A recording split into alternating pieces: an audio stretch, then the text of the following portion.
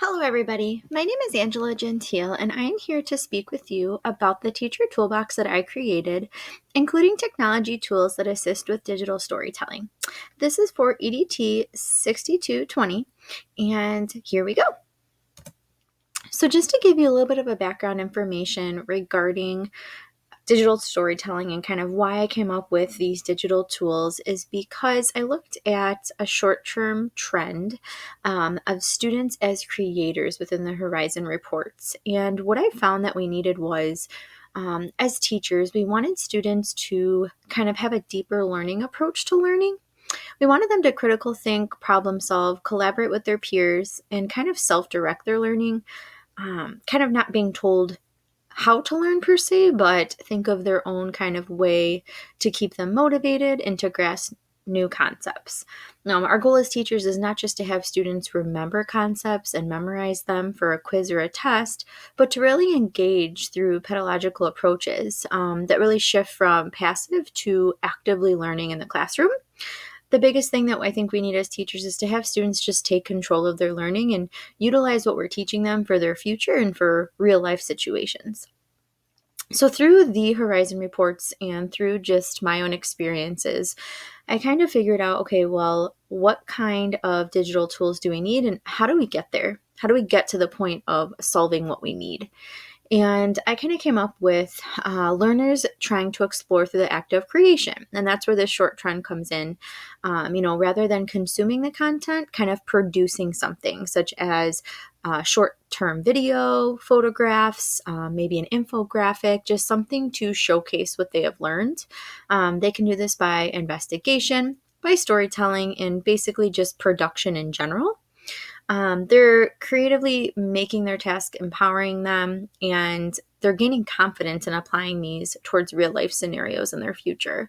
They're kind of exposed. A lot of schools have one-to-one technology now, so a lot of students are exposed to this technology where they have access to a lot of information. So allowing students to be creators and taking advantage of the world around them by obtaining credible resources to support their projects and goals, I really think we will take what we need and bring it to a deeper learning approach into the classroom.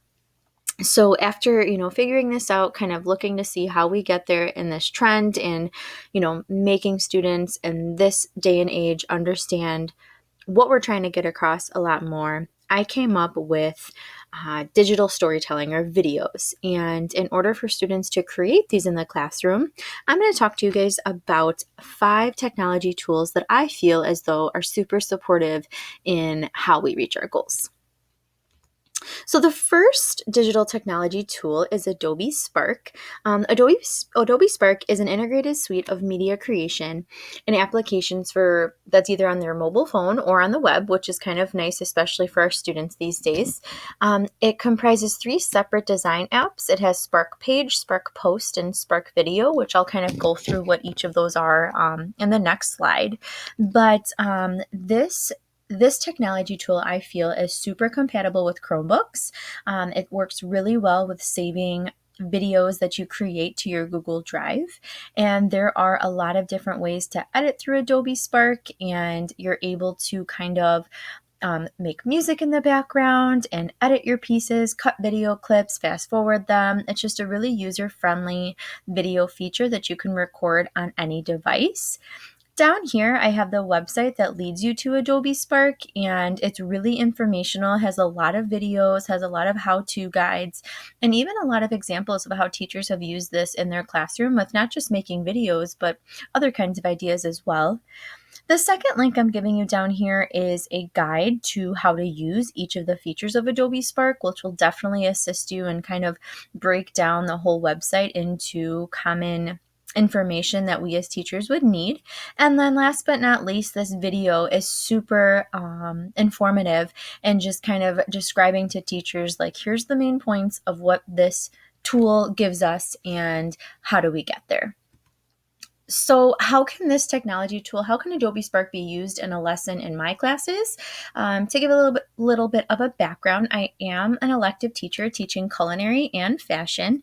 So these kinds of digital tools really help me in showcasing what students know by not just taking a quiz, but actually showing me what they kind of know throughout their classes. So Spark Page is really cool because it's kind of like an infographic that you can do. So in my elective courses, there's also Intro to Education course that students are wanting to become teachers in. So I thought this would be a great resume builder in a different way that they can create on Spark Post. Spark Page is really interesting because it can give you an infographic of some sort, and I felt as though students could maybe use this in fashion, showcasing the elements and principles of design, which is what we go over in the beginning of the semester.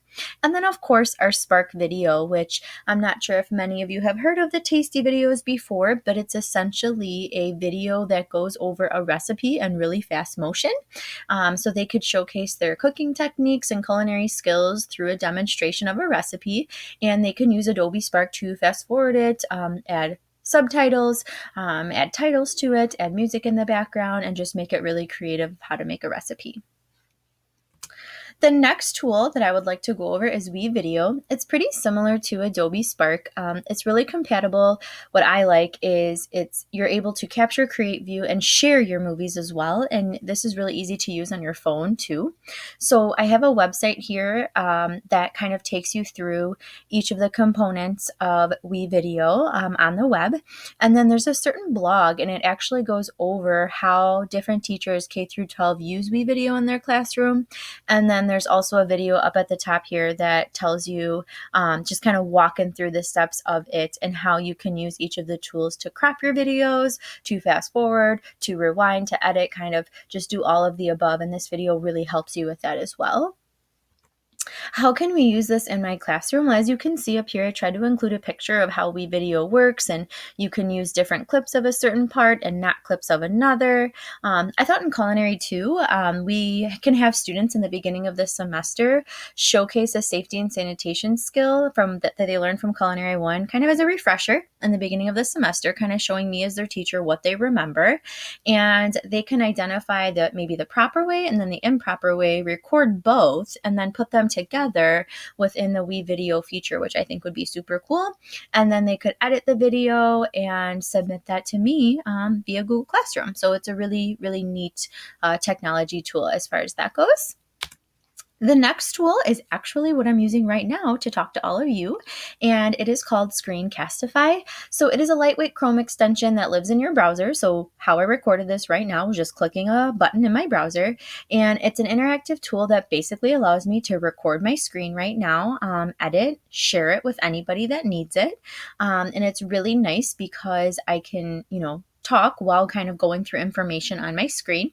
The website below walks you through how you can use Screencastify. The guide is really cool because a lot of people just think that you can record your screen, but the guide really talks you through other ways that you can use Screencastify. And of course, this video gives you kind of a tutorial on how to use this program as well. The biggest thing that I feel that this technology tool can offer to us teachers is if you are interested in using a flipped classroom experience in your room, you can totally record a lesson on your computer, post it onto your platform such as Google Classroom, and then students can watch from home and then be expected to bring what they learned at home into your classroom. You can also kind of record your critique of students' work in a video fashion instead. Instead of writing out notes about students' work, you can totally talk to them through the Screencastify as well, which I think is a cool point of view. And then if students wanted to use this, they could create interactive slideshows or practice tools and their functions in the culinary world or in the fashion world, which I think would be super cool as well. The fourth idea, it's something new that I've come across for you guys, is Loom. Loom is similar to Screencastify, but you're able to record your screen, and then it also has a front-facing camera too, and then of course you can narrate it all at once, and then instantly share it with a simple link, just kind of like Screencastify as well. So the website, the guide, and the videos kind of walk you through, again, how to use Loom, how to kind of use their program for you, and it goes through a tutorial within this video as well. How I thought you can use this in your classroom is using a front-facing camera. Students can maybe demonstrate a recipe, like I said before, or a sewing skill could be recorded, as such as threading your machine or threading your bobbin,